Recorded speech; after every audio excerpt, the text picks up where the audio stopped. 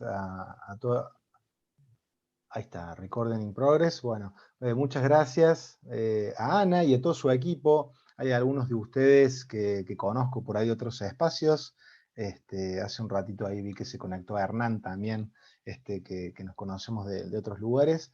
Y yo la verdad estoy encantado de poder compartir acá con ustedes, ¿no? En este espacio de farmacología aplicada. Yo celebro, digamos, que desde distintos espacios de la facultad y de la universidad en general, entablemos diálogos, ¿no?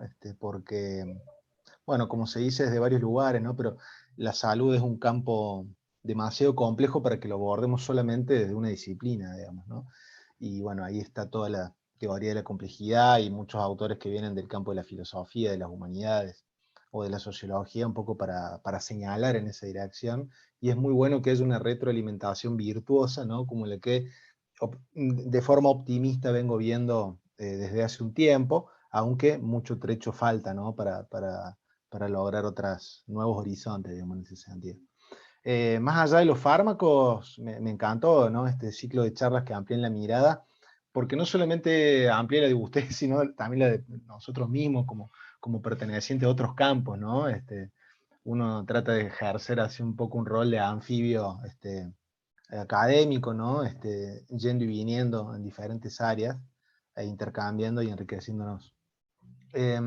Cuando Ana y su equipo me propusieron de pensar en torno a la cuestión de la gordofobia, lo primero que se me ocurrió fue ir un poco a los clásicos de la sociología, que es este, el área que manejo, eh, que ya pensaron sobre estos temas, ¿no? Entonces, bueno, un poco la propuesta o el viaje o la conversación que yo les propongo para hoy es hacer un recorrido por un autor principal sobre este tema, que es Erving Goffman, un sociólogo canadiense de la segunda mitad del siglo XX, digamos, y después irlo combinando con problemáticas o con autores que vienen por ahí del campo de la psiquiatría o de la psicología, y también entrar en la discusión más local, digamos, de nuestro país, sobre todo a la luz de la ley de talles y de todos los activismos que estamos viendo últimamente vinculados a las diversidades corporales, ¿no?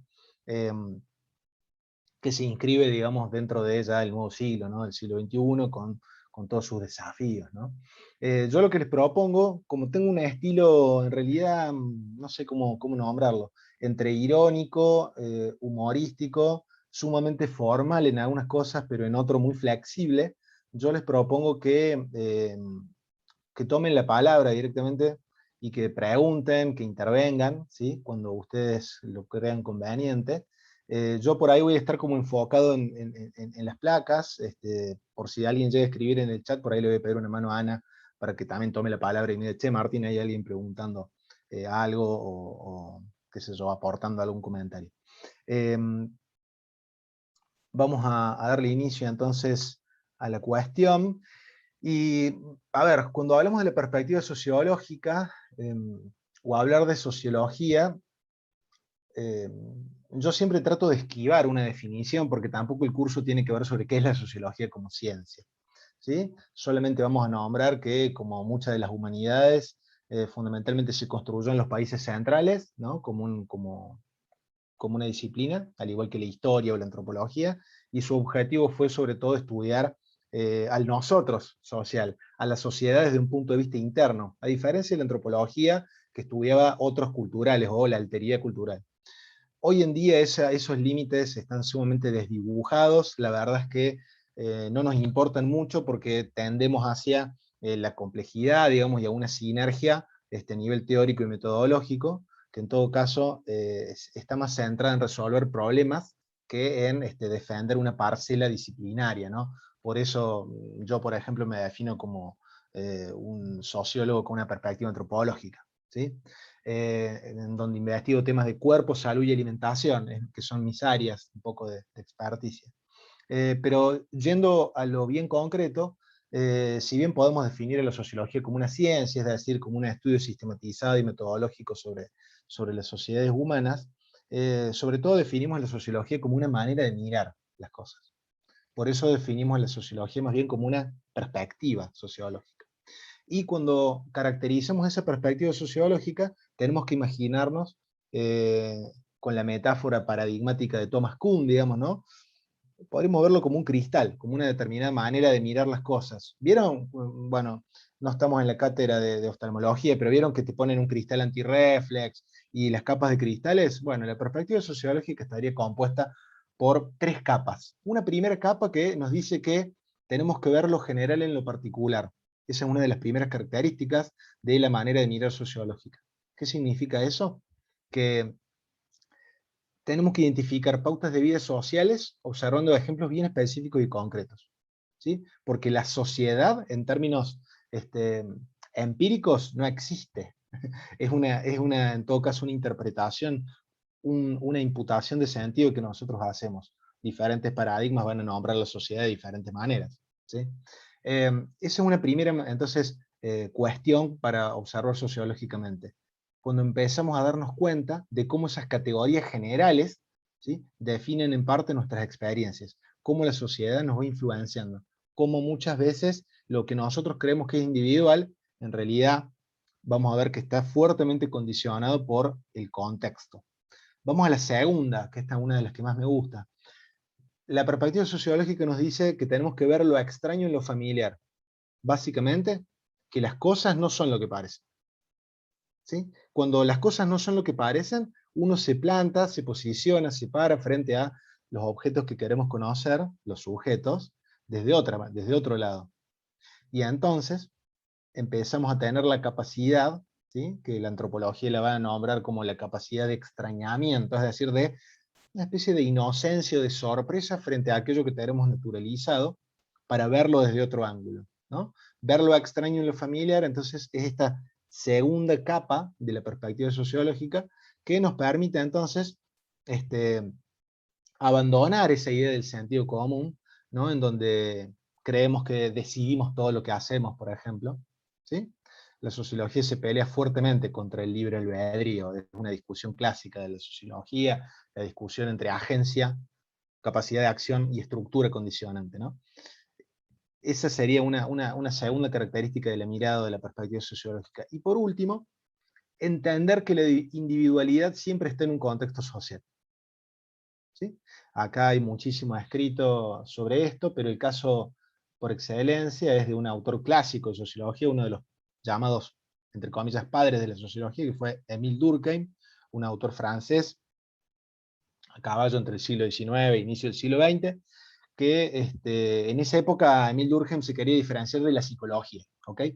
Imagínense una pelea de superhéroes disciplinarios en donde Durkheim se quería pelear contra la psicología y diferenciar esta nueva ciencia, ¿no?, esta nueva ciencia moderna, positivista, que era la sociología. Y entonces dijo Durkheim, eso que ustedes eso que creen ustedes que es tan individual como la probabilidad de cometer suicidio, de quitarnos nuestra propia vida, es en realidad fuertemente condicionado por estructuras sociales, ¿no? ¿Por qué? Dijo, el suicidio depende del nivel de integración social que cada uno de nosotros tiene, que los individuos tienen en la sociedad, ¿okay? Bueno, esta es una hipótesis de más o menos 1910, 1915, que sigue en pie el día de hoy, en parte, porque justamente un tema de salud pública, digamos, como el suicidio, cuando uno lo ve desde multilevel, digamos, desde multivariable, una de las variables que entra en juego tiene que ver con el nivel de integración social del individuo. ¿Qué hizo Durkheim? Agarró series estadísticas, que los franceses siempre han tenido muy buenas series estadísticas de datos, eh, y entonces comparó la cantidad de suicidios que había entre hombres, con o sin religión, y dentro de los que tenían religión, entre los protestantes y los católicos. Primera variable. Segunda variable, nivel socioeconómico, personas ricas o pobres fundamentalmente, y tercera variable, si tenían o no familia, si tenían una familia, en esa época, una familia nuclear, digamos, con su esposa e hijos. ¿Y qué descubre, digamos, en su serie estadística? Bien, que los varones que tenían religión, dentro de lo posible religión católica, que fueran más bien pobres y que tuvieran familia, tenían mucha menos probabilidad de cometer suicidio que los hombres que eran ateos o protestantes, ricos y sin familia. ¿Por qué? Porque cuando Durkheim va a analizar cómo estaba constituido su tejido social, pues en un perfil se encontraba un hombre que vivía una vida sumamente individualista, burguesa, digamos, cosmopolita, que no tenía problemas de necesidades, mientras que en los otros perfiles encontramos personas que tienen personas a cargo, ¿sí? ¿Sí? Una persona con familia tiene responsabilidades familiares. Las personas que participaban de una comunidad religiosa se veían con esa comunidad religiosa, por ejemplo, con una cadencia semanal o más. Imagínense la Francia de principios del siglo XX, ¿sí? Mucho más religiosa que la Francia actual. Y por último, la cuestión económica, el hecho de no disponer plenamente de recursos económicos, generaba redes, o en todo caso, especie de estrategias de supervivencia en la cotidianeidad para abastecerse de alimentos, intercambio de favores. ¿Sí? Con esta hipótesis, que en parte sigue en pie el día de hoy, hay que sumarle otras variables, como ustedes saben, personalidad, variable climática, día de la semana, mes, cambio de estación, estrés, etcétera, etcétera, todas las variables más biomédicas, ¿no? Pero Durkheim dijo lo suyo para entender de forma más compleja el fenómeno del suicidio, que desde el sentido común o desde la ciencia en ese momento se esperaba o se creía que era una decisión puramente individual, incluso penada por la religión como un pecado, ¿no? Bueno, Durkheim fue a disputar un poquito de eso, y en todo caso nos muestra que la perspectiva sociológica tiene algo o mucho para decir con respecto al tema salud, ¿no? Es un poco una entrada, digamos, para empezar a entender esta forma de mirar, digamos, que es la forma sociológica, ¿sí? Este ejercicio, esa placa que ven ustedes ahí, es un ejercicio que suelo hacer yo habitualmente en clases. Esto es de un grupo de otra universidad, de estudiantes de psicología de segundo año, es decir, población más o menos que va entre los 19 y los 23 años, y entonces yo les pregunté qué palabras asociaban a estigma, entonces ellos podían llenar un campo, 3 cajas con palabras, ¿sí? Y miren qué interesante las principales palabras que van surgiendo cuando la gente piensa en el concepto de estigma, ¿no? Fundamentalmente el hecho de una marca, ¿sí? Una marca, una señal, un rasgo, una huella, ¿sí? Prejuicios, estereotipos, atributos, diferencias. ¿Ustedes agregarían alguna otra? Ahí los escucho. No sé si tienen alguna otra para agregar. ¿A qué vinculan ustedes con estigma? ¿Qué otra palabra podría aparecer ahí que no está? O quizás ya estén todas las palabras que ustedes hubieran pensado. Hola Martín, antes que nada Hola, te saludo, un placer escucharte como siempre. un placer. Quizás la parte que uno puede llegar a relacionar, me encanta que hayan puesto cristianismo, me parece súper profundo y para debatir. Pero bueno, mandato, yo hubiese escrito mandato relacionado a estigma. Buenísimo, me encantó porque creo que nos vamos entendiendo, digamos, en cuanto a, van a decir la gente del campo del campo de la salud mental, ¿no? Las representaciones sociales que orbitan alrededor de tal o cual concepto. Y eso que decía Hernán hace un ratito, de esto de cristianismo, marca divina en el cuerpo, tiene que ver porque en la etimología de estigma aparece justamente las marcas de los clavos de la crucifixión, ¿no? Ese es un significado antiguo de estigma, que termina siendo una marca física de un atributo pesado de llevar, ¿no? Entonces yo quería abrir un poco la charla, no sé si alguien más, además de ese muy buen aporte de Hernán, pero no sé si quisieran agregar alguna otra cosa más que ustedes creen que podría estar en esta nube de palabras. Este es un método cualitativo que usamos, se llama Tag Cloud, o nube de palabras, que hay programitas que muy fácilmente van jerarquizando por tamaño la frecuencia de la repetición de las palabras, ¿no? Pero ¿agregarían alguna otra ustedes, además de la que decía Hernán? Bueno, se las dejo pensando. Huellas, cultura, religión, estereotipos, señalar características, exclusión, estereotipos. Alguien malo, algo malo, dicen. Avancé un poquito más. En cualquier momento toma la palabra y me la indican, ¿eh? Pero un poco ahora, ya que estamos en tema, yo me planteo una serie de preguntas como para conversar hoy con ustedes, y que vamos a ir en todo caso intentando responder, ¿no? Acá, en el grupo. Y esas preguntas son, ¿cómo procesan las personas sus propios estigmas, o lo que las personas creen que son sus estigmas? ¿Qué estrategias se ponen en juego para la aceptación social de las personas que portan o portamos determinados estigmas? ¿Qué consecuencias implica ese esfuerzo para esas personas que portan algún estigma? ¿Y cómo influye toda esta dinámica previa en las identidades, siempre dinámicas, siempre cambiantes, siempre ambivalentes y conflictivas, a la hora, ¿no?, de llevar un estigma encima, ¿no?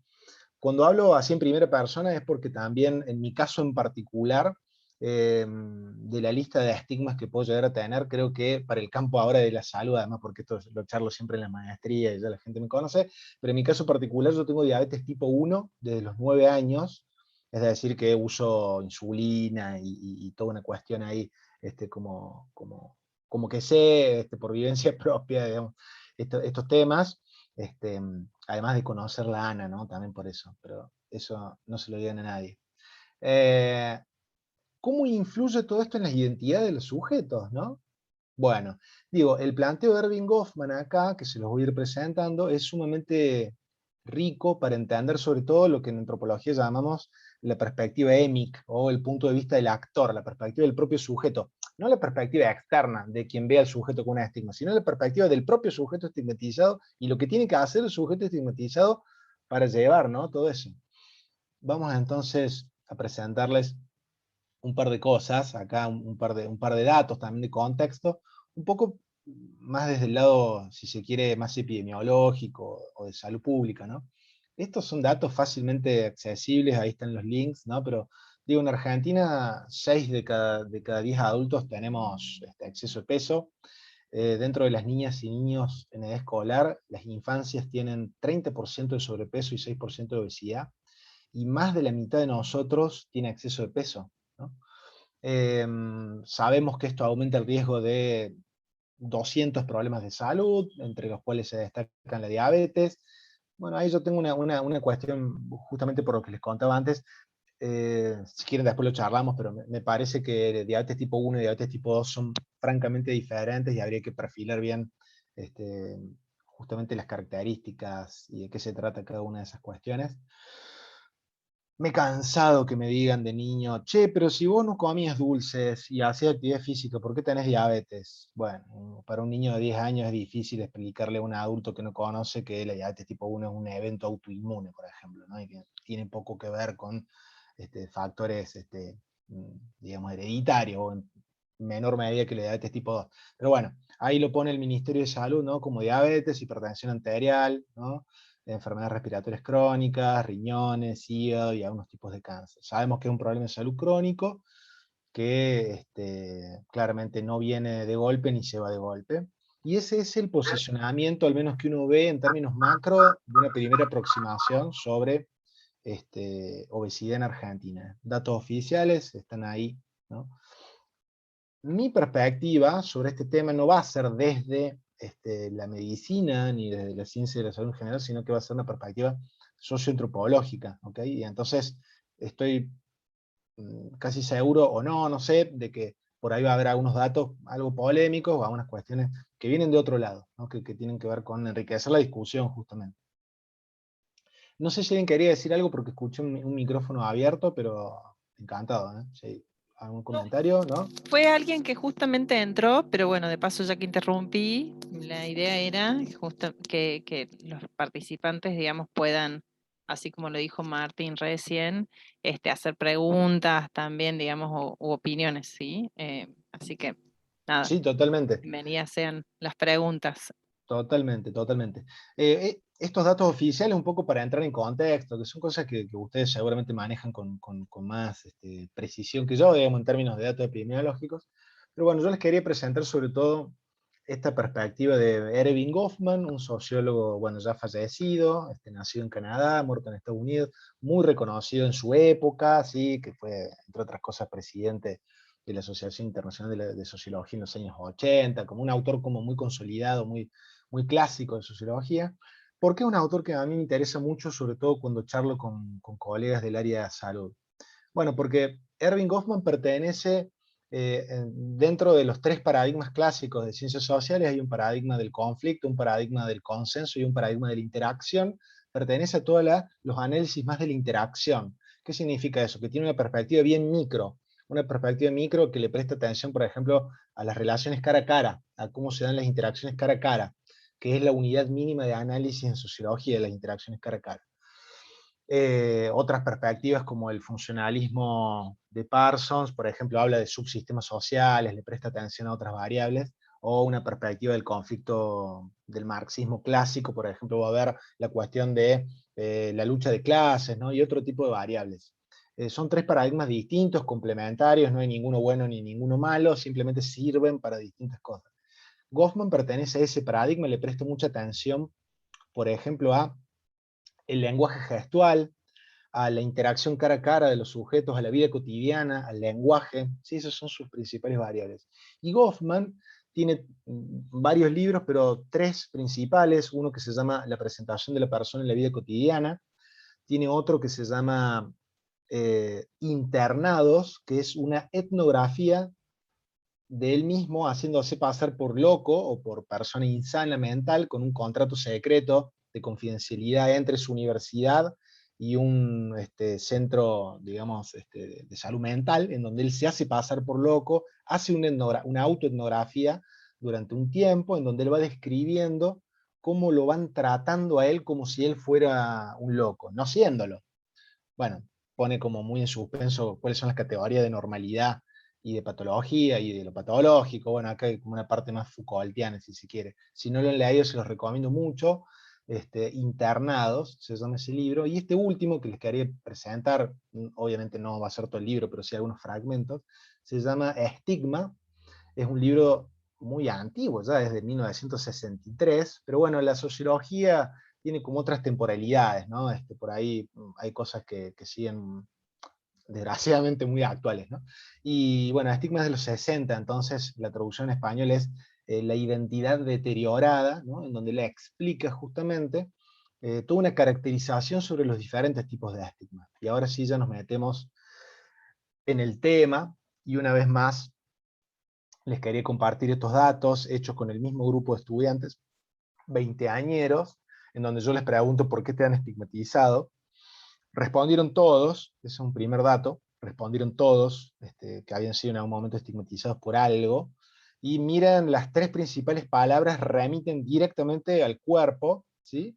Explícitamente al peso, y otras palabras, digamos, que asocian cualitativamente el mismo fenómeno, la apariencia, mi físico, o por la apariencia. Pero digo, acá está muy claro, ¿no?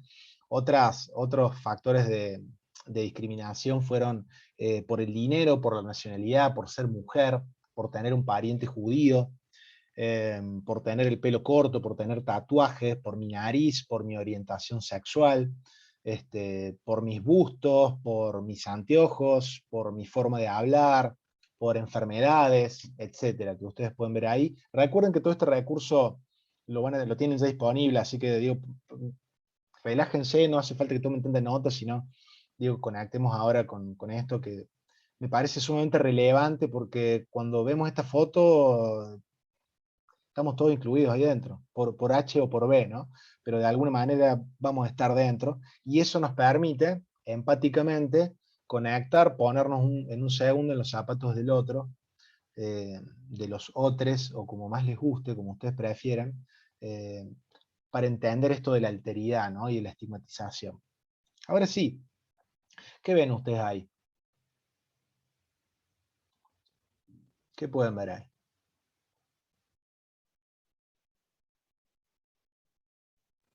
Sufrimiento. Sufrimiento. Uh-huh. ¿Qué más ven? Los dedos que señalan a esa mujer, ¿cómo son? ¿Son todos iguales? ¿Son distintos?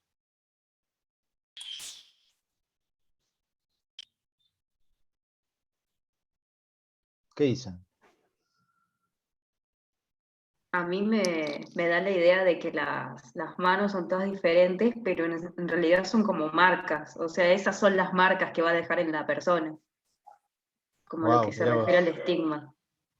Sí. Son como lo que deja la marca, aunque sea una marca en lo que no se ve, digamos que es el Ujú. cuerpo, pero están ahí. O Bien. sí se ve, no sé. O sí. Ujú. ¿Algún otro comentario?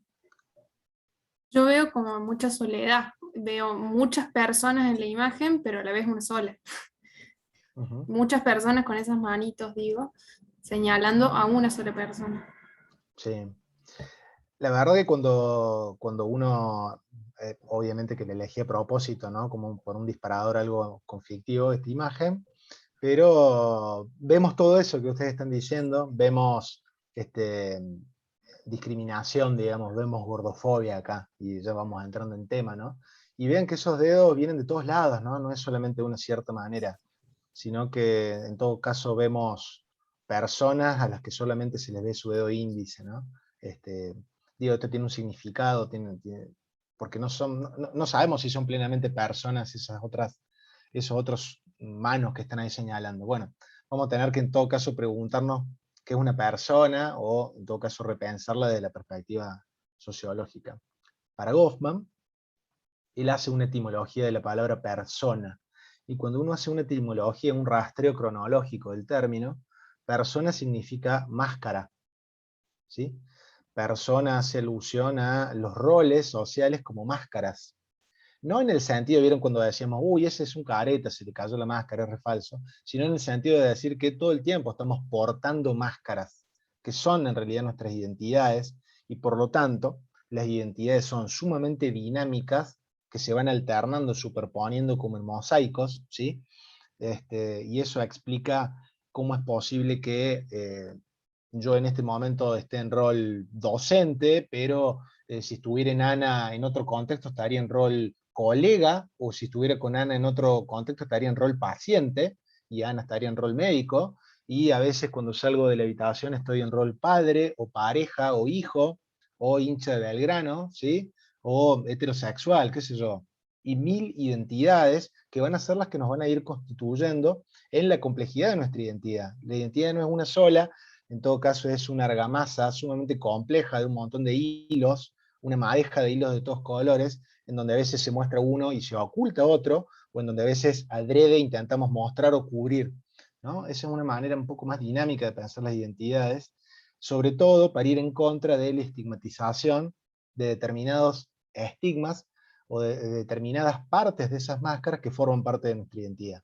¿Sí? ¿Por qué? Porque a fin de cuentas, el meollo de la cuestión, y lo largo ahora ya de entrada, es que los procesos de estigmatización hacen referencia a eclipsar una identidad de un solo sujeto en uno solo de sus atributos, valorado como negativo.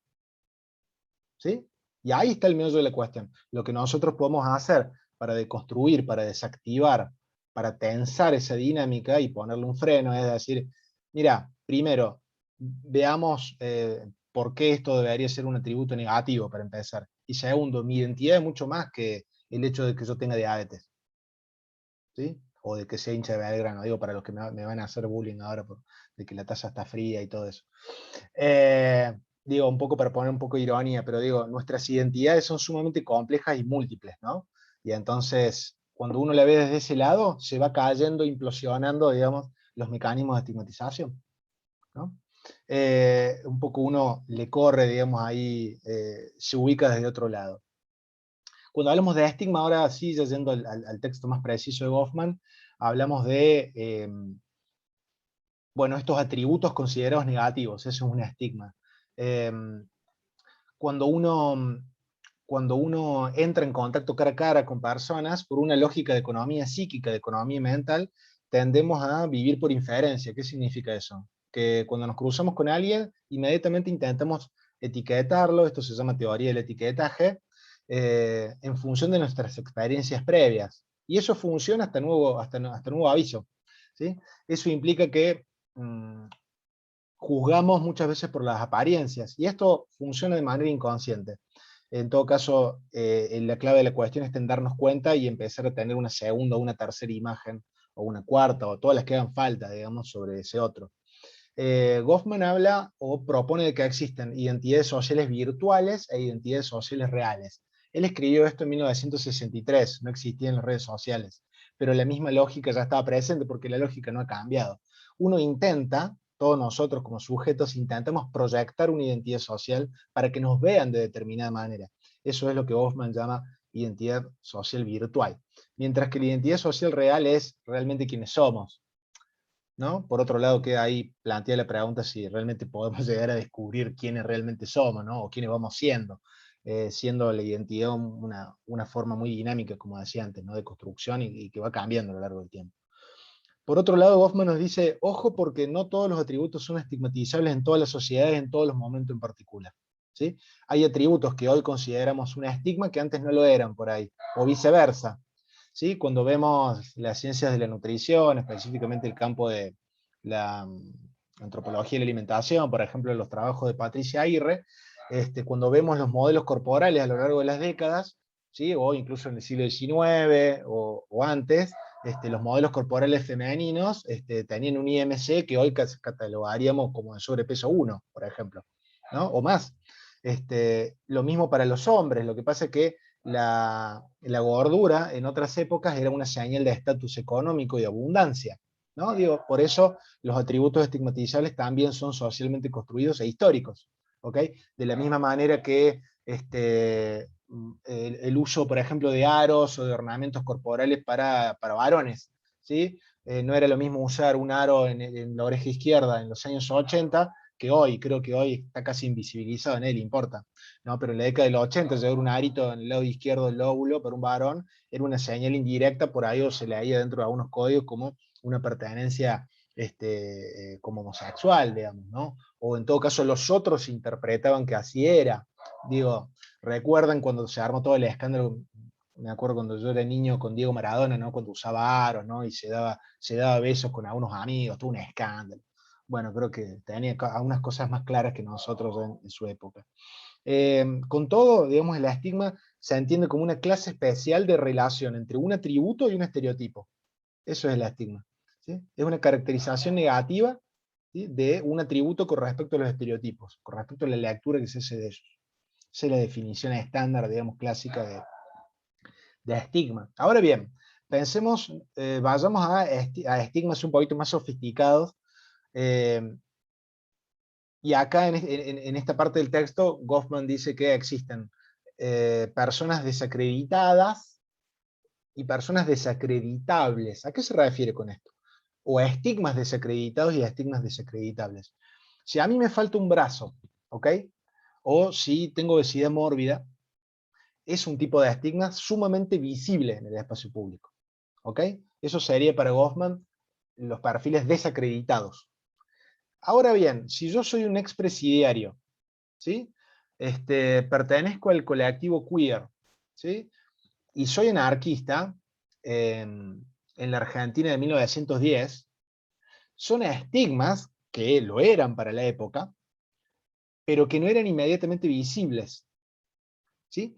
Y acá, a nivel teórico, hay muchas diferencias desde el punto de vista del sujeto estigmatizado para llevar uno u otro perfil. Esto es sumamente interesante de ver, ¿sí? Porque no va a ser lo mismo las estrategias que se van a poner en juego para mostrar o para ocultar, ¿no? Me dicen ustedes, no sé, mientras los veo, ¿algún otro ejemplo que ustedes puedan pensar de un estigma de desacreditado y uno de desacreditable hoy, 2021? ¿Qué dicen? Algo que ustedes consideren que pueda ser un estigma de una persona desacreditada, digamos, un estigma visible.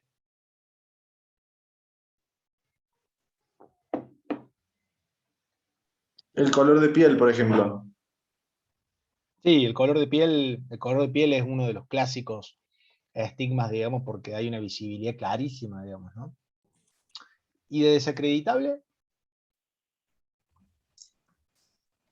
El pensamiento político. Sí, por ejemplo, el pensamiento político, el pensamiento religioso, ¿sí? Dependiendo en cada contexto, ¿no? En algunos contextos va a ser el mismo tributo va a ser visto favorablemente y en otros no, ¿sí? Bien, buenísimo video porque ahí ustedes van conectando con lo que ustedes van trayendo, ¿no? Goffman va a decir que hay tres tipos de estigmas, perdón, está mal escrito, ahí dice estigmas. Hay tres tipos de estigmas. estos son nombres que usa Goffman, ¿ok? No son caracterizaciones mías. Él habla de deformidades físicas, de efectos del carácter, que vendrían a ser estigmas del campo de la salud mental, si quieren, y a estigmas que él llama tribales, ¿sí? Y ahí engloba ahí dentro cuestión de raza, nacionalidad, religión y clase social. Son diferentes tipos de estigmas, ¿sí? Por otro lado, va a hablar de esta categoría que hoy nos resultaría sumamente ruidosa, que es la categoría de normales, va encomillada. Él dice que las personas normales son aquellas que no portan determinado estigma. Es una categoría dinámica, ¿no? Porque uno puede portar un estigma y no otro. El análisis va a tener que ser estigma por estigma. Hoy estamos hablando de gordura, digamos, vista como un estigma. Y lo interesante acá es que Goffman también nos va a decir que los sujetos que portan algún tipo de estigma están permanentemente en una lógica de lograr algún tipo de aceptación por parte de la sociedad en su conjunto y de los normales en particular, ¿sí? Y acá hay tres modalidades, ¿sí? Una corrección directa del estigma, por ejemplo, cirugía plástica, piensen, no sé, una cirugía de labio leporino, de bustos, lo que ustedes imaginen, ¿sí? Una transformación ahí bien anclada, digamos, bien fuerte, que tiene un correlato físico y también subjetivo, ¿no? Porque cambia el cuerpo y cambia también, digamos, el aparato psíquico, ¿no? Mi identidad. Acá hay él habla tiene todo un apartado para explicar estos casos de aquellas personas que logran récords, ¿no? El típico caso, por ejemplo, de un individuo con obesidad mórbida, ¿no? Que a través de mucho trabajo, mucho esfuerzo, baja 100 kilos, ¿no? Y luego termina siendo, ¿no? Como un testimonio del esfuerzo y la autosuperación, ¿no? Y él habla en ese sentido de récords, ¿no? También analiza que en estos casos puede haber alguna tendencia a la victimización, ¿sí? Y da innumerable cantidad de ejemplos. Eso por un lado. Otra forma para lograr aceptación puede ser una corrección indirecta, ¿no? Por ejemplo, el lisiado que aprende a nadar. Él lo pone textual de esta forma, podríamos discutir hoy si está bien o no usar estos términos, pero digo, esos casos, ¿no? Y cuando analiza este perfil, digamos, él dice que puede haber una búsqueda de beneficios secundarios, ¿no? Por parte de personas que siguen esta estrategia. Por último, una tercera estrategia es la lisa y llana evasión y negación del problema en cuestión, o del estigma, ¿sí? Esas son como, digamos, tres maneras en donde Goffman caracteriza cómo es que los sujetos con algún tipo de estigma intentamos hacer algo al respecto, ¿no? Para caber dentro de eso que llamamos sociedad. Ahora, también el estigma toma otras características sumamente interesantes. A veces el estigma se transforma en un gran gancho, él usa esa metáfora, y el estigma parece como un gancho para colgar otras satisfacciones de la vida, ¿no? En esto el análisis de Goffman es sumamente crudo, digamos, es sumamente en ese sentido muy crítico, digamos, de las personas con estigma y ni hablar de los demás que discriminan, pero digo, sobre todo es un análisis en ese sentido bien pragmático, bien pragmático. Ahora bien, el estigma también puede aparecer como una secreta bendición, y yo lo marqué en verde esto porque me parece una potencialidad clave acá de cómo en todo caso resignificar un estigma, reconvertirlo vía aceptación, ¿sí? Y cómo acomodarlo de una manera dentro del todo saludable, digamos, para la vida cotidiana de todos nosotros, ¿sí? Entonces, pensar el estigma como una secreta bendición. Les cuento un caso. En mi tesis sobre diabetes tenía un entrevistado que me decía lo siguiente. Me la acuerdo de memoria y la cita se las digo. La diabetes es la única posibilidad, es la única enfermedad que te da la posibilidad de ser sano. Esa era su afirmación y él lo había acomodado subjetivamente así. ¿Por qué decía?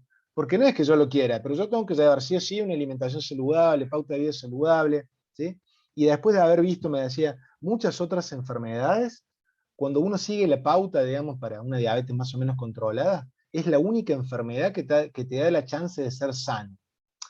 Esto es un relato sumamente subjetivo de una persona entrevistada, incluso lo podríamos discutir, pero lo interesante es cómo lo acomoda subjetivamente ese individuo. y las consecuencias que eso trae para su subjetividad, al menos desde esta perspectiva socioantropológica, ¿no? ¿Cómo la ven ustedes? ¿Creen que esto es aplicable a otras enfermedades? ¿Cómo creen que se podría dar esto en el caso de la obesidad? ¿Podría parecer como una secreta bendición? Sí, no, ¿qué les parece? ¿Imaginen ustedes otros estigmas que pueden aparecer como una secreta bendición?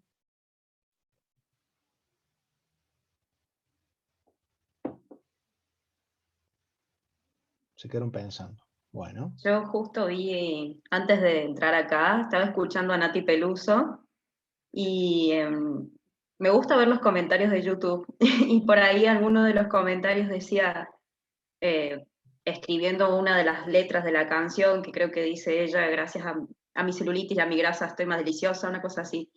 Entonces una Mira. chica escribió, gracias por esto, gracias, o sea, es como que, y todo el mundo como diciendo gracias, o sea, como sintiéndose bien, otra que me la voy a tatuar, otra diciendo al lado, no te tatúes eso, que es muy grande la frase, busca otra, no sé, como un montón de cosas, y ahí fue como clarísimo, o sea, como un atributo que yo veo como en el caso de la Nati, que logró utilizar como empoderamiento para ella, digamos. Sí. Ser así y lograr lo que está logrando. Está bueno eso que decís, Constanza.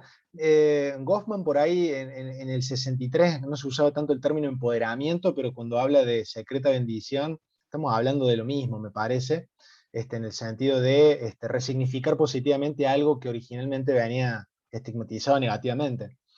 Y ahora sigamos un poquito con esto, no sé si hay algún otro comentario. Si no, no, se sí. me ocurre, digamos, a mí que para lograr, digamos, así como quizás lo que plantea la Coti, ¿no? Como para lograr esa secreta bendición o esa resignificación, es como importante identificar al colectivo de las personas que quizás tienen las mismas características o la misma estigmatización o la misma problemática que les genera ese estigma, ¿no? Sí. Sino como individualmente quizás estas cosas se han logrado por, digamos, contar con el apoyo colectivo y de otras cabezas y de otras miradas un poco como más críticas también. Totalmente, mira, en un ratito, Ana, vamos a llegar a esa parte justamente de la presencia de otros semejantes a mí que compartimos el estigma y qué pasa cuando uno está en esa dinámica, ¿no? Ahora, las personas que tenemos algún tipo de estigma, a ver, el principal temor es justamente a ser discriminado, y acá no es por una fuente imaginaria, ¿no? Como a veces pasa con la ansiedad, vieron que la ansiedad se caracteriza porque muchas veces no identificamos la fuente, a diferencia del miedo, en donde sí la tenemos. Acá hay un miedo muy real, y es el miedo que los otros me discriminen. Así de simple. Eh, es un estigma realmente existente, y el sujeto, nosotros, cuando tenemos un estigma, no lo podemos arreglar a eso, o al menos inicialmente no lo podemos arreglar. Se generan entonces situaciones de inseguridad y ansiedad para saber cómo los otros me van a etiquetar, cómo es que los otros me van a nombrar, en definitiva. ¿Sí?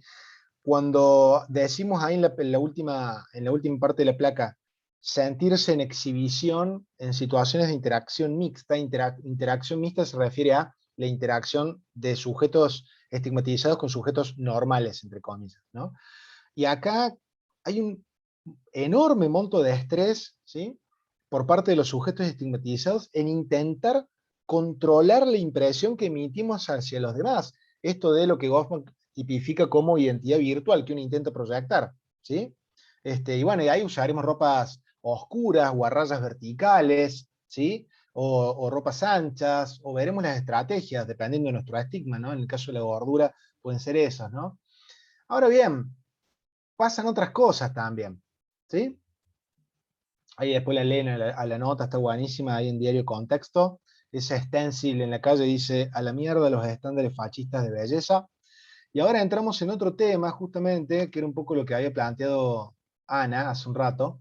No, todavía no llegamos. Estamos en el tema de la interacción mixta, ¿no? Como para que entendamos el enorme estrés que sujetos con algún tipo de estigma tienen que procesar, tienen que tramitar, como dicen los psicólogos, ¿sí? ¿Por qué? Porque cualquier desliz sin importancia puede ser interpretado como una expresión de mi estigma.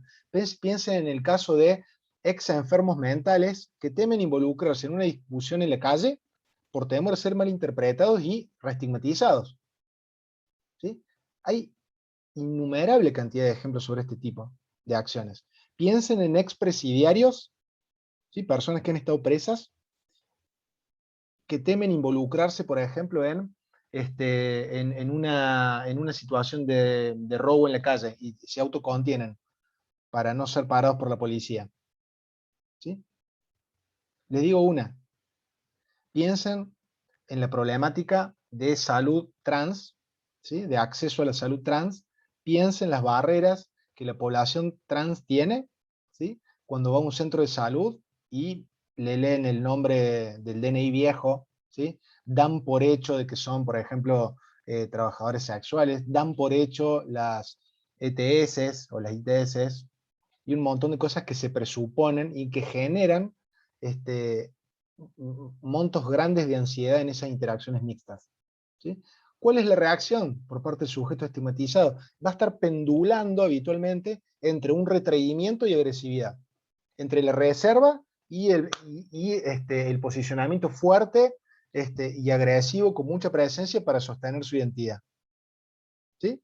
Ahora lo vamos entendiendo, o al menos Goffman es un autor que nos ayuda a entender ese péndulo permanente, ¿no? Entre el retraimiento de decir no me muestro para que no me estigmaticen, o ya que ya me han estigmatizado, me paro yo y muestro quién soy y que no le tengo miedo y que no me importa, ¿no?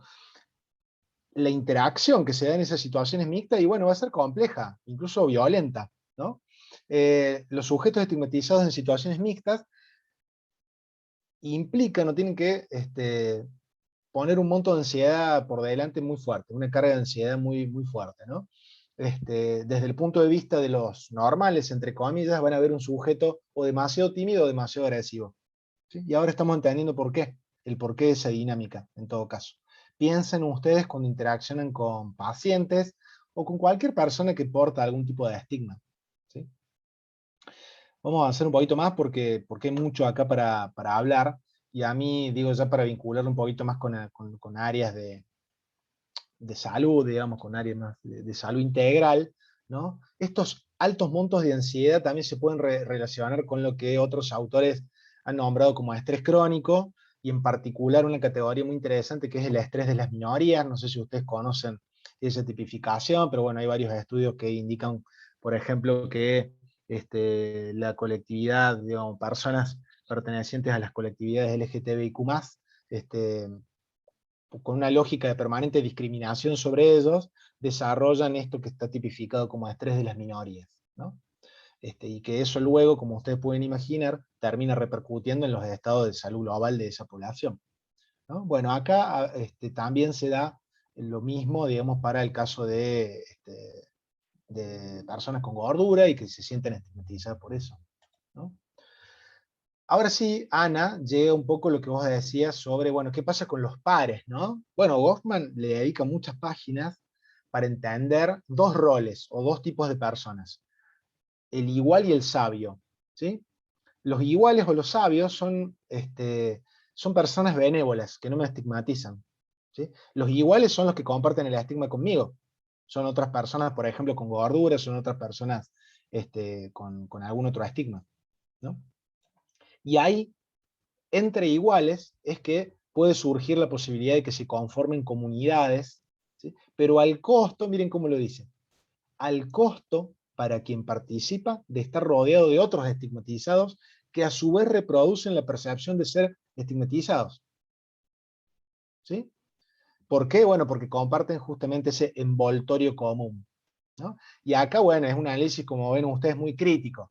¿Por qué? Bueno, porque acá entran todos los grupos de autoayuda, ¿sí? Los grupos de autoayuda, las asociaciones, por ejemplo, de 3A, o de desórdenes alimentarios, etcétera, etcétera, etcétera. Personas de grupos con diabetes, grupos de personas con diabetes, etcétera, etcétera, ¿no? Habitualmente desde la salud tenemos una perspectiva muy positiva, ¿no?, sobre estos grupos porque justamente significan contención. Bueno, pero hay que ver la perspectiva interna. ¿Qué le pasa a las personas que están habitando esos espacios? Esto es una manera, en todo caso, de entender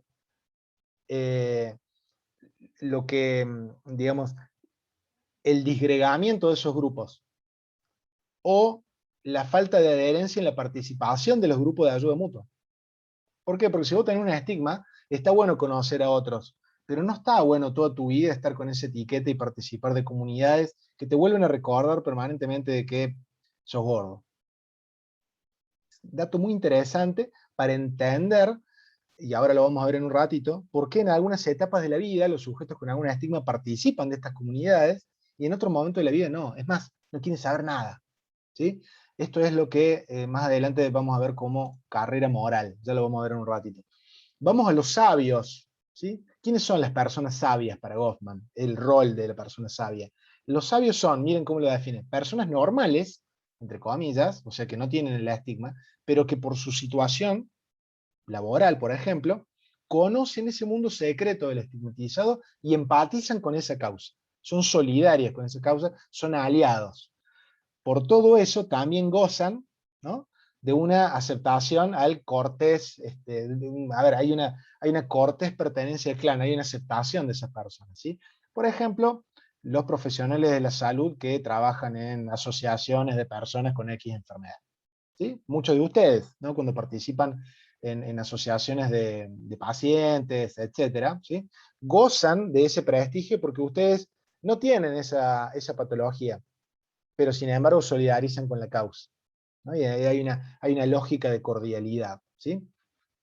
También hay otros ejemplos acá que Goffman habla largo y tendido, ¿no?, a lo largo de la historia, ¿no? Roles sumamente estigmatizados, como por ejemplo el rol del verdugo, ¿sí? El verdugo en el medioevo, ¿no?, antes de la Revolución Francesa, la persona que decapitaba con un hacha en la plaza pública a aquel que había cometido un delito, ¿sí? Bueno, era tan estigmatizante ese rol que por eso usaban máscaras, se tapaban la cara los verdugos. Todo el mundo sabía quién era el verdugo, pero cuando performaban ese rol se tapaban el rostro, ¿no?, para despersonalizarse y desanclarse de esa situación. Pero Goffman se pregunta, ¿y qué pasa con la familia del verdugo?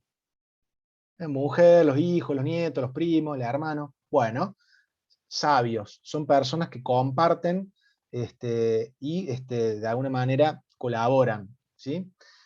Y también, justamente, también comparten parte del estigma, por más que no lo porten ellos, ¿sí?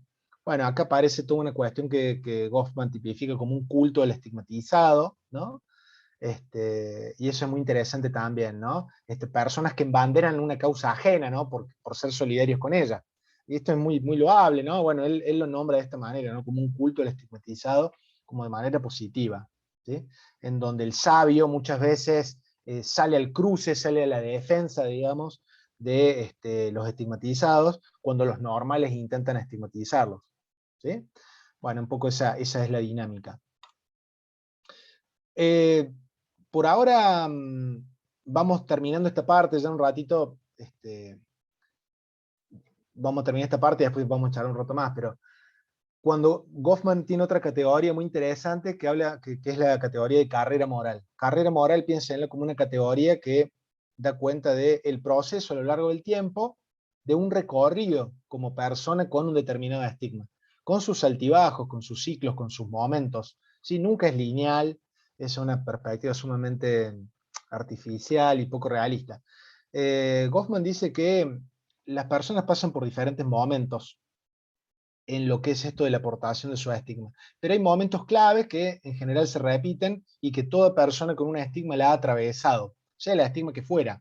Por eso es una muy buena teoría sobre el estigma de Goffman. Dice que dentro de nuestro proceso de socialización, sobre todo en la infancia, sea, momento de socialización primaria en el núcleo familiar o socialización secundaria en el ámbito escolar o laboral, todos aprendemos, ¿sí?, cómo es que los normales nos ven a nosotros los estigmatizados, ¿sí? Es un trabajo, digamos, muy reflexivo esto que les estoy diciendo, pero ahí se da un proceso de aprendizaje muy fuerte, en donde las personas estigmatizadas aprenden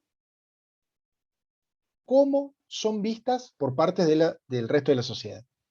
Es decir, incorporan el punto de vista externo, el punto de vista de los normales, ¿sí?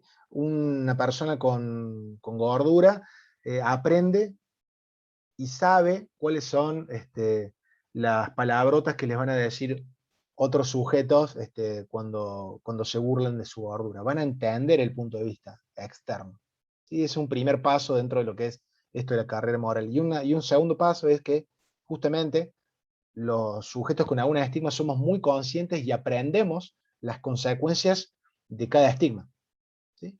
Entonces, digo, cuando uno interacciona con sujetos con distintos tipos de estigma, esto lo tenemos que saber. Digamos, nosotros como agente sanitario, en este caso, digo, porque la charla está acá en el marco de farmacología, digamos, de una carrera de ciencia de la salud. Esto es muy interesante, ¿sí? Porque no hay ningún tipo de inocencia acá, ¿sí?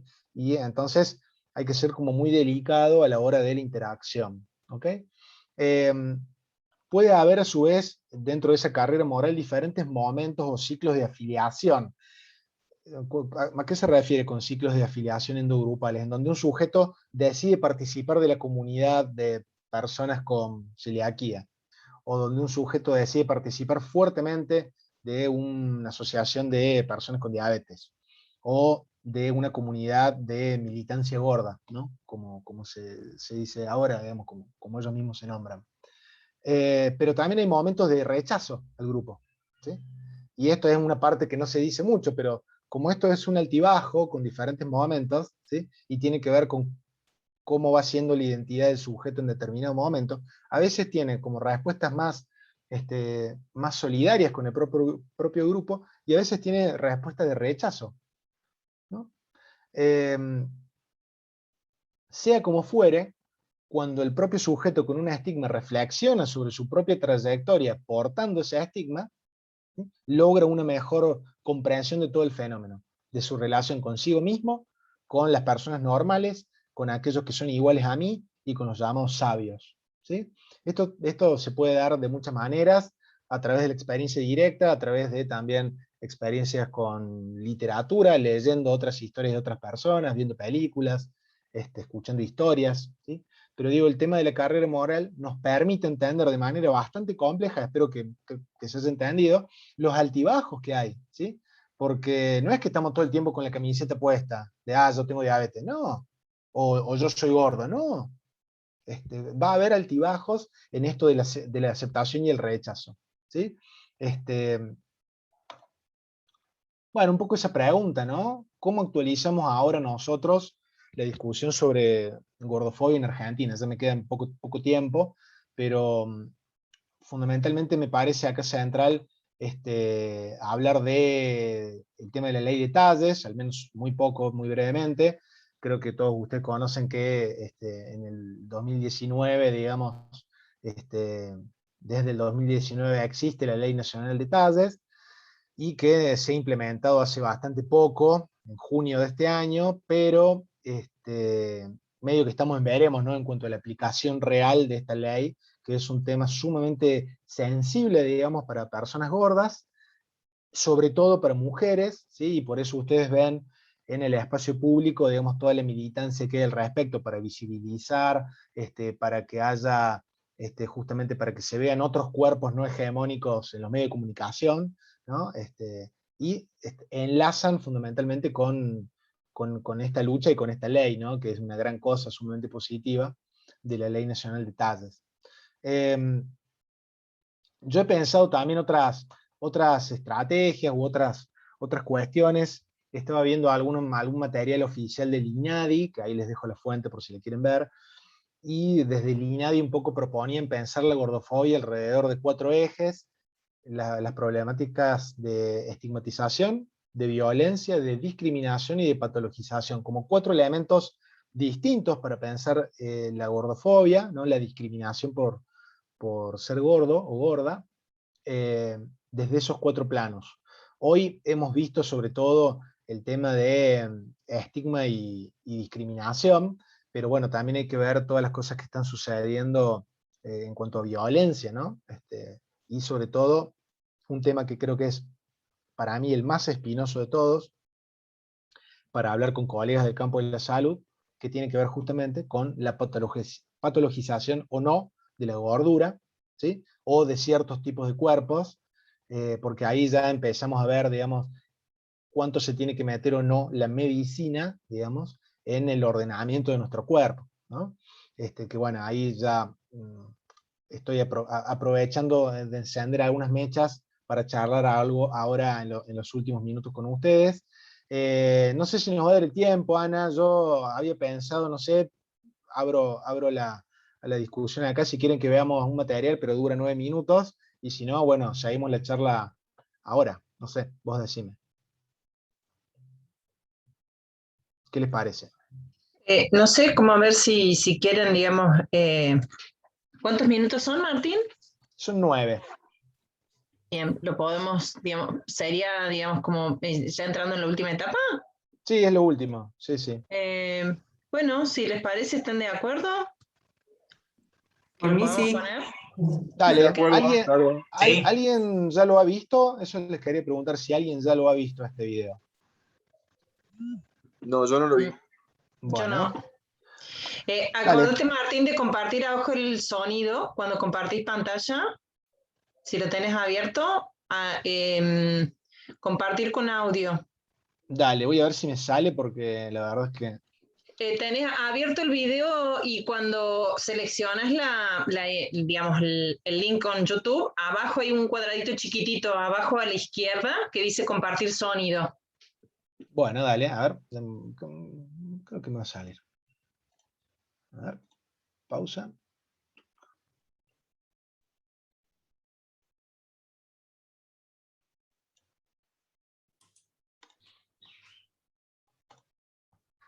¿Se escucha? Perdón, ¿se escucha? No, no se No, escucha no se nada. escucha.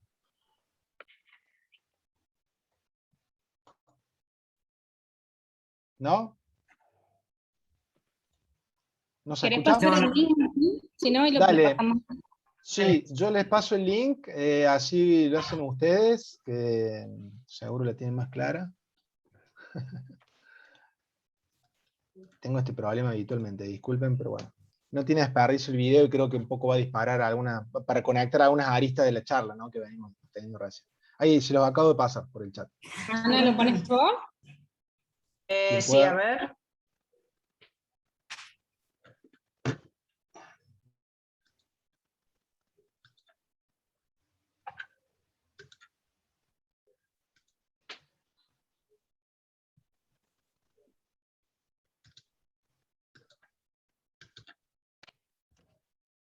Que cuando mi hija sea más grande y tenga por ahí sus propios hijos, en ningún momento haya sentir rechazo o sus hijos lleguen a sentir rechazo porque tengan un peso superior al normal.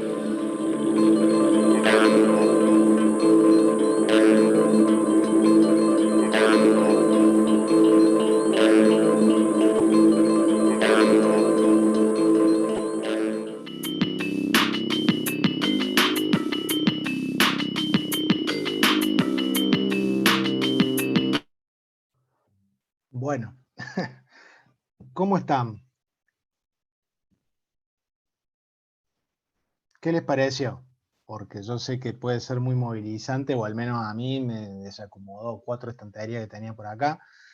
Y sobre todo me imagino que estando en el campo, digamos, de la ciencia de la salud, por ahí ustedes mismos siendo, no sé, médico, nutricionista, no sé bien cómo es el perfil profesional de ustedes en detalle, pero digo, tensa mucho con la idea de salud, ¿no?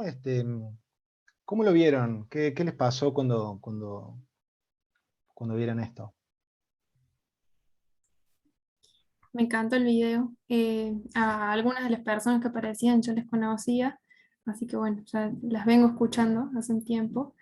Y también hace un tiempo me vengo preguntando algo que surgió ahí en el video, que es lo que pasa con el deseo, digamos, porque yo puedo pensar y objetivamente en mi cabeza leer y aceptar que hemos sido gordofóbicos y la sociedad, digamos, en la sociedad seguimos siendo gordofóbicos, porque me pasa algo con el deseo, digamos, ¿no? ¿Qué pasa con desear un cuerpo gordo? Yo lo acepto, yo me lo permito. Me vengo preguntando eso mucho.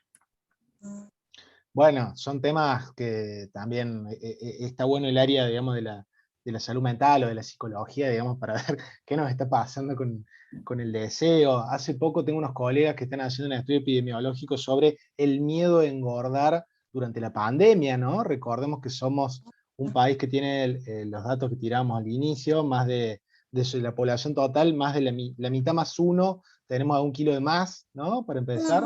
Y además somos el segundo país en el mundo con más desórdenes alimentarios, que es un dato que no había dicho, pero que ustedes lo deben conocer. Y eso es un problema de salud pública, digamos, ¿no? Entonces, bueno, no sé, buenísimo, Ro, lo que dijiste. ¿Y qué más? ¿Qué dicen los demás?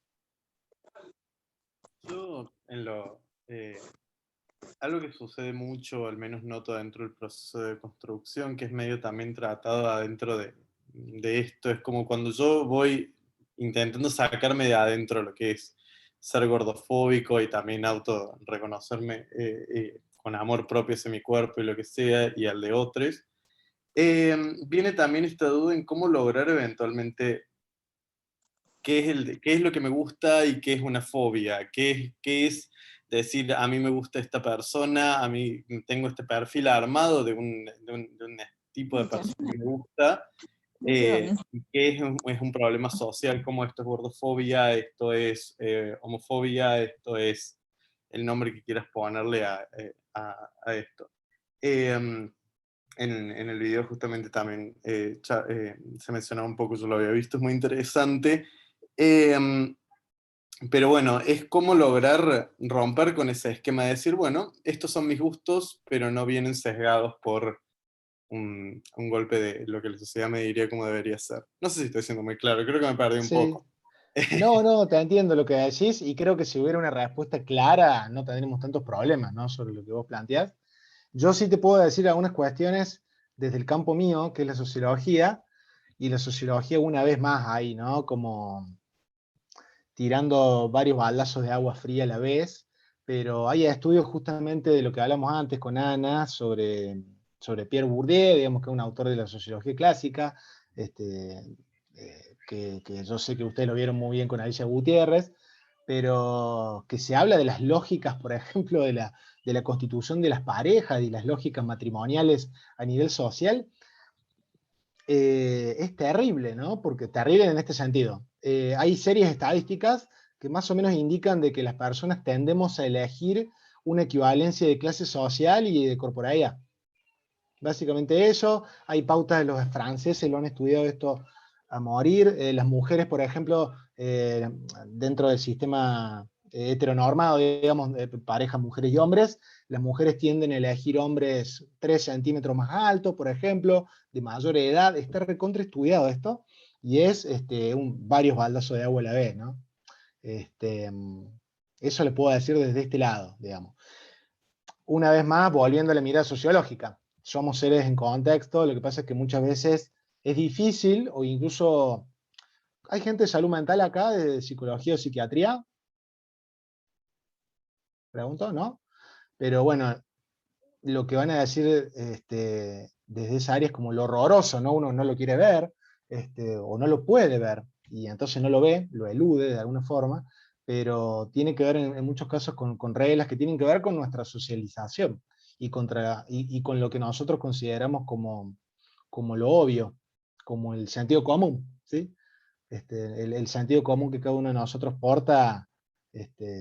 Bourdieu justamente iba a decir que es el menos común de los sentidos, depende del grupo social en que estemos, ¿no? Por eso Patricia Aguirre, por ejemplo, ha investigado que en sectores populares, digamos, sectores más vulnerabilizados económicamente, los cuerpos gordos están normalizados, ¿no? De hecho, hay menos gordofobia que en los sectores medios y altos, porque son cuerpos fuertes, robustos, que comen comidas llenadoras, calóricas, y que los cuerpos delgados están vistos como una falta. Es muy interesante también cómo se cruza la cuestión de clase social para interpretar, ¿no? Todo esto. Pero bueno, no quiero ser demasiado pesimista, porque en realidad el video también tenía que ver con eso que había yo marcado en verde, que tiene que ver con resignificar el estigma y posicionarnos desde otro lado, ¿sí? Posicionarnos del otro lado, por ejemplo, desde los activismos que estamos viendo en los últimos años, que van logrando paso a paso, a más velocidad o a menos velocidad, bueno, al menos que haya una ley, bueno, se instrumentó ya la ley, buenísimo, y ahora falta que en los locales de una vez por todas no sea una aventura ir a comprar ropa, sobre todo para las mujeres con cuerpos de verdad, digamos, ¿no? Y también para los hombres, digo, pero digo, sobre todo para las mujeres, porque tienen como veníamos viendo, más imposiciones sobre lo estético.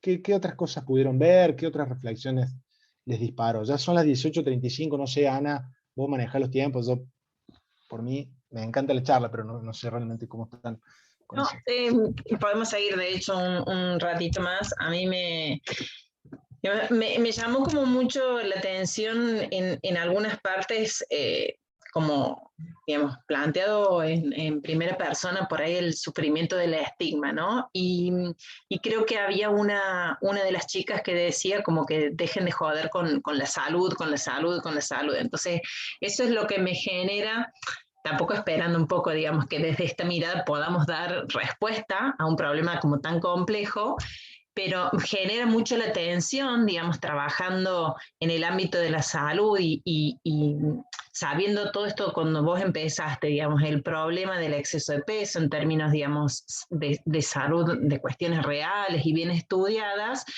y algo que está como muy fuertemente instalado en el ámbito de la salud, que es pensar en la salud física, con eventos puntuales, y por ahí quizás en esto de cuánto repercute en la salud o en la parte, digamos, de cómo se sienten las personas, de la salud mental, de lo que repercuten estos estigmas en la cotidianeidad, digamos, es lo que por ahí me hace pensar que realmente hay que dar otras, digamos, otras discusiones con otros agentes y quizás con otras respuestas más allá de las que en este momento por ahí, digamos, uno está, digamos, trabajando u ofreciendo. Porque, por ejemplo, digo, el pensar que nosotros siempre, digamos, tenemos que registrar el peso, la talla, identificar, digamos, el exceso de peso como un problema de salud, sin pensar el resto de las cosas, quizás ahí, digamos, no estamos tratando de mirarlo de esta manera, ¿no? Digamos, de darle un abordaje un poco como más integral y entender toda la otra parte que lleva como más tiempo también individualizar en esa persona. Pero bueno, nada, eso fue lo que me generó un poco el video, fuerte, fuerte. Sí, fue elegido muy adrede, pero un poco para seguir en esta lógica, ¿no? Pensar desde otro lado, por ahí, y pensar y conversar con ustedes. Bueno, yo un poco quería, perdón, no sé si alguien estaba por decir algo. Bueno, gracias Martín por la charla, estuvo muy bueno y la verdad es que está excelente que podamos tener estas conversaciones, digamos, en la Facultad de Medicina, que siempre es una facultad en este sentido donde se pondera mucho más la salud en términos de las cuestiones medibles, los kilos y la presión arterial y digamos, la salud física, y no estas otras partes también que constituyen la salud. Y digo, en ese sentido, siempre, y es algo que también me parece que es importante que discutamos también en la facultad como docentes, y que la facultad pudiera tener un poco de formación en esto, porque siempre cuando hablamos de sobrepeso y de obesidad lo hablamos desde el punto de vista de los kilos y de los problemas a futuro que podría tener, y no nos detenemos a pensar en los problemas presentes y cuánto daño genera el estar todo el tiempo intentando bajar de peso y tener este estrés crónico y toda esta cuestión. Y mucha gente, y lo digo como flaco, teniendo el privilegio de serlo, digamos, en esta sociedad, y bueno, que para mí eso no es un estigma, tendré otros, pero digamos, ese nunca ha sido un problema, pero me imagino lo que implica para una persona estar permanentemente sufriendo eso, y cuánto eso también supone una pérdida de la salud, por más que intentando lograr lo que decía el chico que hablaba en el video, de que puede ser feliz hoy y no esperando ser feliz de acá a un tiempo X cuando pueda bajar de peso. Eso por un lado, y por el otro lado también, también esta mañana justo leía una publicación en Instagram que la publicaba Silvina Berre en relación a ese estudio, y cómo, que vos nombrabas, no sé, tal vez es otro, pero bueno, esta encuesta de cómo te preocupó subir de peso durante la pandemia, y no sé, algo así como 2 de cada 10 varones decían que aumentar de peso era una preocupación, y 8 de cada 10 mujeres. Entonces, ¿cómo hay un peso diferencial puesto ahí en la expectativa en relación al cuerpo de los varones y de las mujeres? Así que hay toda una cuestión ahí también de género que no sé, está como interesante pensar, me parece que... Sí, mirá, sí, hacía alusión justamente al estudio que está haciendo Silvina con su equipo, que me parece genial. Desde el lado de la sociología, mirá, hay toda una serie de teorías que en realidad en este caso vienen de los feminismos, llamadas, digamos, los paradigmas o las teorías sobre interseccionalidad, que quizás uno de ustedes lo escuchó, pero un poco pone en juego el entrecruzamiento de desigualdades de distintos tipos, ¿sí? No es lo mismo ser mujer, vivir en el África subsahariana, ser analfabeta, musulmana y tener 3 hijos a cargo, que ser varón, tener 40 años, ser profesional, vivir, qué sé yo, en un país como Argentina, o pensarlo en un país como, qué sé yo, Noruega. Se dan una serie de interseccionalidades y de entrecruzamientos de desigualdades que terminan después configurando situaciones muy distintas. Y el tema de la gordofobia es una de esas variables, ¿no? Además del género, además de la religión, del nivel socioeconómico, del color de piel, ¿sí? Las 3 principales son raza, género y clase, habitualmente, pero hay otras variables que configuran desigualdades, ¿no? La interseccionalidad lo muestra eso muy, muy bien. Yo no es para agitar más el avispero, Eugenio, pero es Facultad de Ciencias Médicas, y ojalá que algún día nos llamemos Facultad de Ciencias de la Salud, ¿no? O sea que estamos en este tren, en el mismo tren todos, o todos, Estaría muy, todas. estaría muy Martín, bien. si me permiten un ratito, no sé si en el grupo hay alguien de nutrición. Yo soy nutricionista, Ana me ha invitado a este espacio, y bueno, yo los escucho, le escuchaba a Anita, a Eugenio. Cuando recibo un paciente, lo primero que me dicen es: el médico me indicó, o el médico me mandó. Y todos, la verdad que vienen con un condicionamiento ya desde los temores, desde el sufrimiento que les genera padecer la obesidad o el sobrepeso. Y pocos son los profesionales, no solo médicos, ¿no? Profesionales en general, que tienen una mirada sobre la persona, no sobre el gordo o el obeso. Poder asistir a esa persona de manera integral, pensando sobre todo y centrándonos en las emociones de esa persona. Y cuando uno le pregunta en la anamnesis qué come, cómo lo come, por qué lo come, en qué posición se sienta para comerlo, el tiempo que le lleva la comida, muchas veces termina la persona manifestando una problemática familiar o una problemática que va mucho más allá de cuánto pesa y cuánto mide. Los profesionales de la salud tenemos un desafío por delante en formación, que es poder abordar a la persona de manera integral y sin olvidar las emociones. Es fascinante este tema, la verdad que disfruto mucho con mis pacientes en el consultorio, y muchas veces me voy del rol de nutricionista prestando la oreja, y realmente es con mucha satisfacción de sentir que la gente necesita eso, necesita que lo escuchemos y que los acompañemos en un proceso difícil, como es un tratamiento para poder bajar de peso. Buenísimo, sí, me parece totalmente de acuerdo con lo que decís.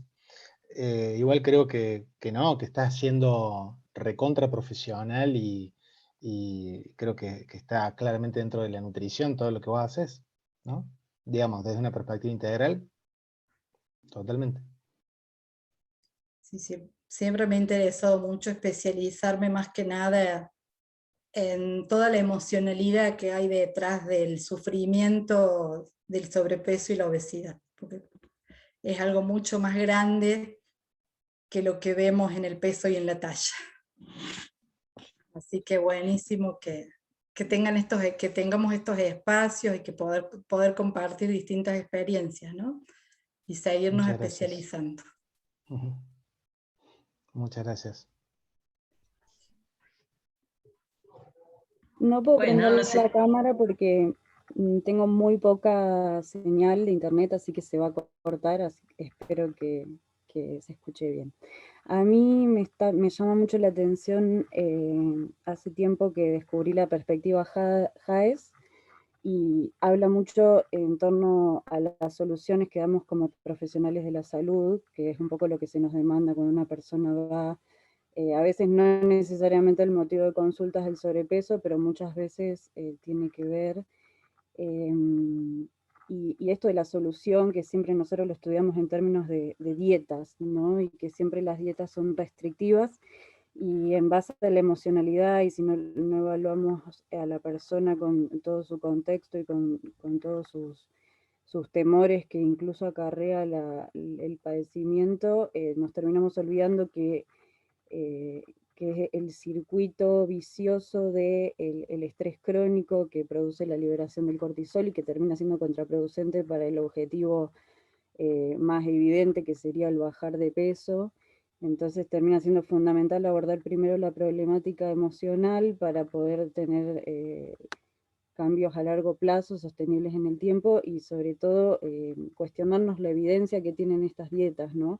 Que siempre, ahora nosotros que estamos en el ámbito de la ciencia y que nos gusta hablar de estudios científicos, y realmente no hay evidencia de que las dietas que conocemos, tal como las conocemos, generen cambios a largo plazo reales. Entonces muchas veces terminamos recomendando cosas que no tienen ningún sustento. Muy bueno, gracias, Abril. También yo en el intercambio voy aprendiendo con ustedes un montón de cosas. Ya me voy a poner a buscar más en detalle. Buenísimo. Yo ya sé que por ahí estamos repaso de tiempo, pero ahora yo les quería devolver a ustedes, como grupo de farmacología aplicada, una pregunta. En 2 párrafos, ¿cómo la farmacología aplicada aborda el tema de la obesidad? Como un negocio. Ese es el tema del miércoles que viene, Martín, te invitamos. No, Dale, me encanta. Un poco lo que dice Hernán es así, digamos, hay muchas intervenciones, y en eso después le paso la palabra a la Claudia, a Erika, que por ahí, si está por ahí, que puede hablar. Es un problema, digamos, de mucha complejidad, desde inclusive el abordaje, que la farmacología, digamos, no ha ofrecido mucho, porque lo va a ver desde un solo lugar. Y lo más importante, y creo que es algo que Erika, digamos, lo planteaba, digamos, junto con el equipo del programa de hábitos saludables la semana pasada, es que no hay nada que se pueda, que demuestre eficacia a largo plazo, porque, bueno, porque en realidad el problema tiene que ser, digamos, cambio de hábitos, motivación y sostenibilidad a largo plazo, y ese entonces es ahí donde los medicamentos hacen hueco, como mucho, digamos, los medicamentos han sido evaluados en, no sé, 1 año, digamos, 2 años como mucho, y no han logrado cambios ni siquiera, digamos, sustanciales en términos de reducción de peso. Y el resto de las variables que tienen que ver con la complejidad no los puede abordar porque un fármaco es un fármaco. Mira. Entonces va a abordar solamente, digamos, esas instancias como la pérdida de peso, la saciedad, y siempre además acompañadas de otras intervenciones. Así que bueno, por ahí, digamos, hasta ahí también está lo que pueden aportar los fármacos. Como en muchísimas digamos, problemáticas, el rol de los medicamentos es una partecita. También hay que saber leerla, hay que saber leer e interpretar los estudios clínicos y demás, pero hay que saber ver, digamos, los problemas de la salud en un contexto desde lo macro al rol que tienen los medicamentos y hasta dónde pueden llegar los medicamentos, ¿no? No sé, por ahí si Claudia o Erika, digamos, pueden contar un poquito más de eso. No sé si está la Eri, pero yo creo que vos dijiste todo recién en ese sentido, pero es así como el índice de masa corporal es un pedacito así de chiquitito del problema, el medicamento es un pedacito del pedacito más chiquitito del pedacito del problema. Es decir, Si vos solamente usás un medicamento, no resolves absolutamente nada. Ni siquiera la ansiedad, porque el paciente viene con un gran nivel de ansiedad, pedir por favor que le den un medicamento porque no puede con la actividad física, porque no puede, porque tiene problema en las rodillas, porque tiene problema en las caderas, porque el médico le dijo que si no baja no lo puede operar. Entonces, nada, encima no sirve ni siquiera para calmarlo, ¿no? Realmente, bueno, ahí está la Eri, pero es... Me encanta lo que plantean acá. Si me invitan, vengo a la charla. Me hacen acordar a una serie que hay sobre Kino, específicamente de la historieta, ¿no? de Kino, sobre médicas y médicos, y hay un chiste, ¿no? En donde estaba el médico evaluando un paciente con un montón de máquinas de hacer VIP, ¿no? Como los Monty Python, y en un momento dado le dice el médico al paciente, mire, su problema es que tiene un salario bajo, usted tiene que trabajar menos.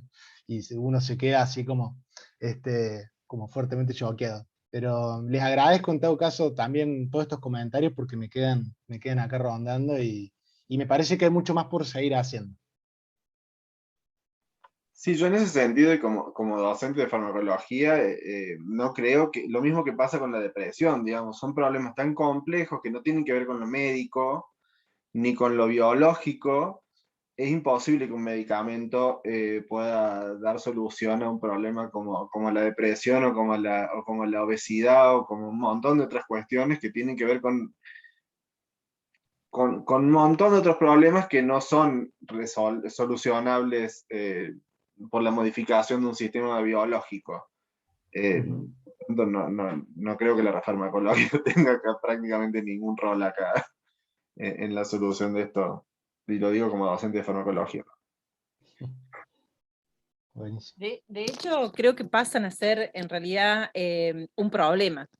Los fármacos para el tratamiento de la obesidad son un problema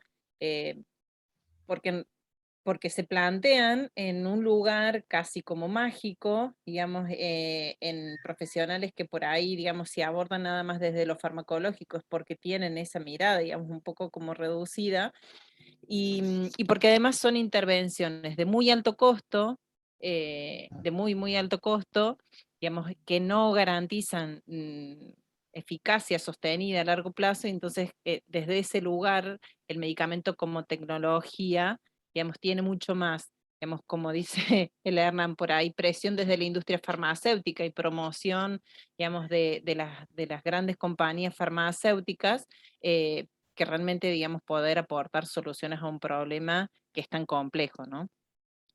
Por eso es que nosotros, bueno, cuando uno, digamos, empezó en esto de las charlas, digamos, ampliando un poco la mirada y más allá de los fármacos, nuestro objetivo fue, digamos, bueno, hacer una mirada más global de lo que implica, digamos, el problema de salud y el rol de los medicamentos en la complejidad de lo que estuvimos de lo que estuvimos charlando y de lo que nos mostraste hoy.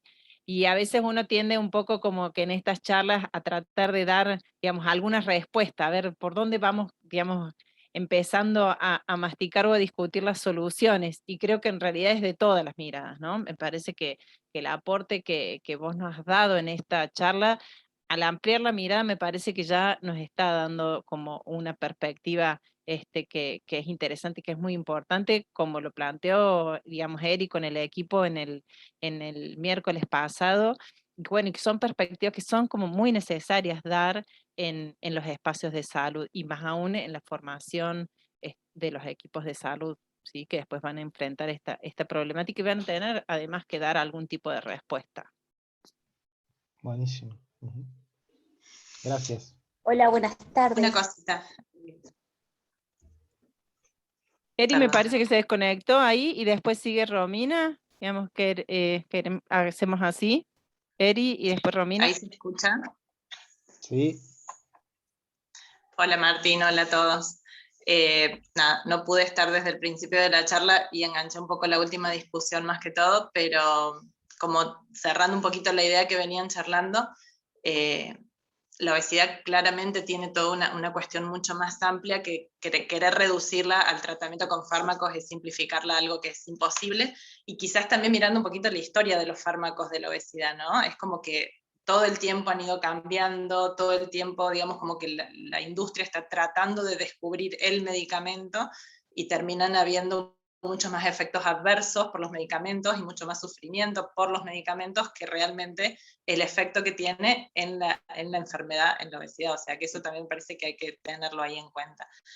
Y creo que la cuarta clase de esto sería la cirugía bariátrica, que es otro gran tema dentro de la obesidad, que no está como metido como el tema de los medicamentos, pero que también es otra cuestión a mirarla desde varios lugares también, ¿no? Al ver una enfermedad que claramente tiene un alto impacto social, donde las cuestiones personales, desde lo emocional, para poder revertir un hábito, una conducta, cuesta tanto. También pensar que la cirugía bariátrica puede ser la única solución así como aislada, también es como reducir la enfermedad a algo muy chiquitito, y me parece que está bueno esto, de que miremos que la obesidad tiene una cuestión, creo que muy social sobre todo, muy social, es como muy fuerte, el peso de lo social me parece que es importantísimo, y es lo que impacta a la hora de querer cambiar un hábito o querer modificar algún tipo de conducta. Nada, eso. Qué suerte que la grabaron. Romina.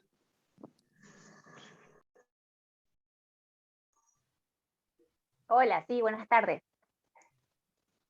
Hola. ¿Cómo estás? Yo en realidad llegué a este Zoom de casualidad, en realidad lo sigo en una de las redes, en Facebook, y bueno, vi la temática y me interesó mucho. Yo soy Nutri, pero hace muy poquito tiempo, y bueno, no, en cuanto a mi experiencia, estoy trabajando en un grupo interdisciplinario, sí, con médicos endocrinólogos, y bueno, tratando la problemática esta de la obesidad, ¿no? Y bueno, el grupo de endocrinólogos está muy a favor de este uso de medicamentos, y bueno, en el grupo de las Nutris, digamos, ya estamos viendo estos efectos de dependencia hacia el fármaco, y bueno, en un principio, a veces, no sé si decirlo así, pero se le facilita el acceso, se le obsequia, ¿sí? Este medicamento, y bueno, tiene un determinado efecto en un periodo de tiempo mientras se lo usa, y luego, bueno, es difícil conseguirlo o que la obra social lo cubra, ¿no? Entonces, bueno, genera como cierto nivel de frustración en el paciente, generando retrocesos, muy difícil después de sostener o avanzar con conductas más favorables para la persona, ¿no? Entonces, yo, si bien estoy estudiando medicina, estoy en segundo, últimamente mi formación se ha inclinado más hacia esto que decía Viviana, a la formación desde lo emocional, ¿no? Como inclinándome mucho hacia la psicología, y bueno, buscando otros puntos de apoyo para poder hacer esto en el consultorio, ¿no? Para tener una mirada más integral hacia la persona, enfocada justamente en la persona y no en el peso, ¿no? No centrarnos en el peso. De hecho, es un elemento más, no es que se lo deja de medir, pero dentro de la consulta es lo último que se hace, ¿sí? Se minimiza, no es que lo primero que hace es llegar la persona y subirla a la balanza y después, bueno, esto sucedió por tal y por tal cosa, que hiciste, que no hiciste, generando mucha más distanciamiento, ¿no? En realidad, en vez de ser un punto de apoyo y de acompañamiento para la persona que está bueno, conviviendo con este sobrepeso o obesidad. Buenísimo. Gracias, Romina. Ahí te cuento que en el chat te están pasando chivo, consejos de dónde cursar fármaco y todo. Me parece que si llegó esta charla ya sabe dónde tiene que cursar, pero por las dudas. Yo quería, como las cosas que me quedaron también, entré tarde, pero bueno, voy a ver la primera parte grabada. Primero, como poder diferenciar cuando la artista de la Copa y Copa ahí en el video decía esto de voy al médico porque me duele la muela, y y nada, me pesó y me dijo que tengo que hacer dieta, como quizás me planteo esto de ser más observador en cuando la persona lo plantea como un problema o como esto, viene a buscar una solución a la necesidad de bajar de peso, que también muchas veces lo que dijo la Nutri, porque el médico me mandó, o sea, de dónde viene este deseo de bajar de peso, que muchas veces uno con una liviandad dice, bueno, bajar 5 kilitos para tal operación, cuando ¿qué implica eso? Bajar 5 kilos de una forma, no sé, me imagino como esa ansiedad que te genera bajar kilos, que medirte todo el tiempo en la balanza para ver si te podés llegar a operar. No, sinceramente ni siquiera me puedo poner el cuerpo de esa persona.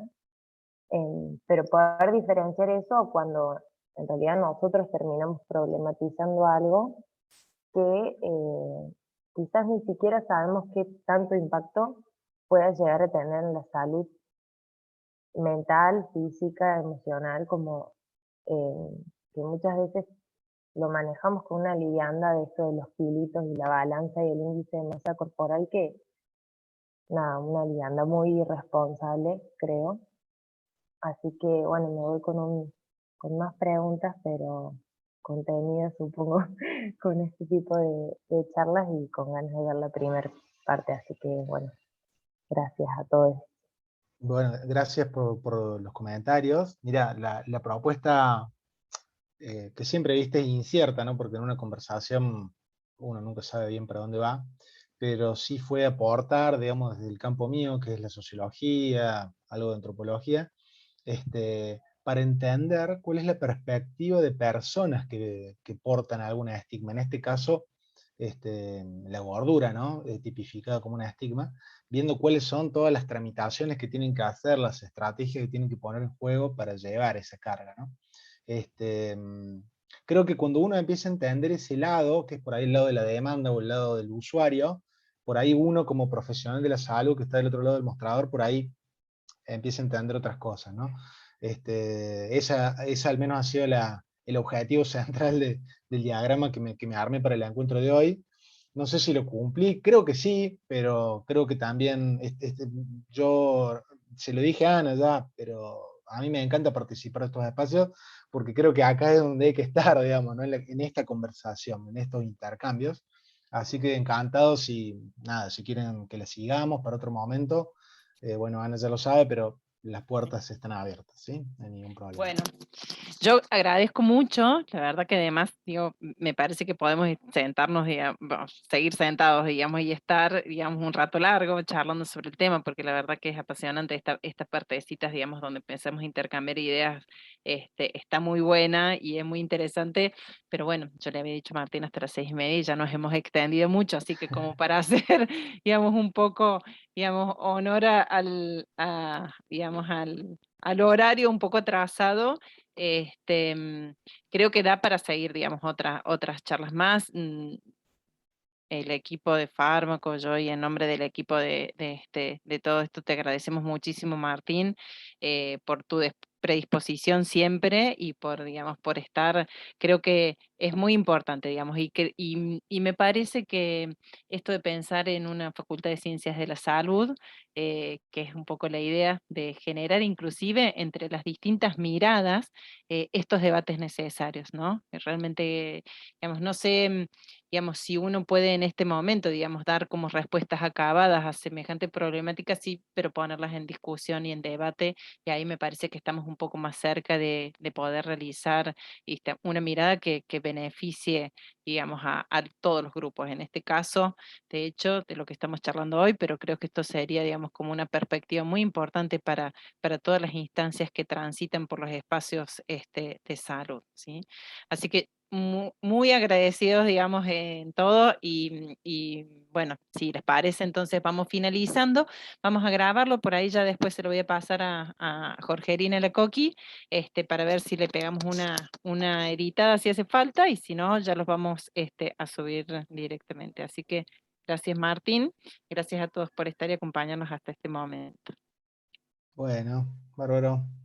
Muchas gracias. Y ahí después les paso todo.